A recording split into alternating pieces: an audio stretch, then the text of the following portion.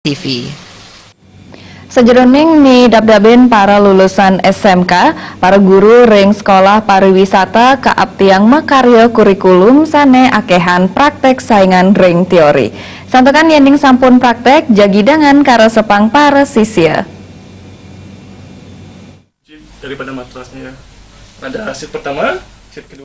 Sekolah menengah kejuruan menjantan dat akeh keruro ring Kalemangkin. SMK Pariwisata dalam melomba ngasilang lulusan sani becik saha andal. Wiwilan ipun wanta sangkaning sistem pendidikan sani kopi dabdaben becik.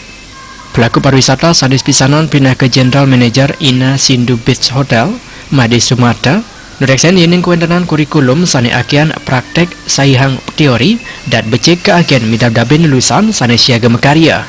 Anduk praktek langsung menjantan jagidangan keresepang oleh para sisya. Puri kedala ring kuagenan ngangen bahasa asing menjantan patut setate ke pidabdaben. Ya tentunya kalau SMK kan masih dalam baru tahap awal pengenalan mereka di pariwisata. Dengan adanya awal daripada pembelajaran mereka di perhotelan tentunya harus diimbangi dengan ilmu-ilmu yang lainnya ataupun mereka harus melanjutkan dengan sekolah-sekolah yang jenjangnya lebih tinggi, entah itu D2, D3, sehingga tenaga-tenaga pariwisata yang kita butuhkan bisa mampu untuk bersaing dengan luar tentunya.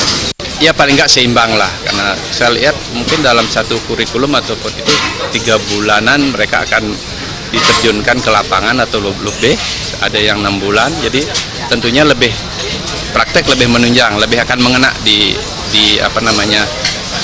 pikiran mereka. Sadimakin sekolah kejuruan pemegas jurusan pariwisata banget keandalang, manda presiden ngasilang pemikarya sani andal sawaget, sani presiden ngarepin pesaing sani sen agang. Terima aja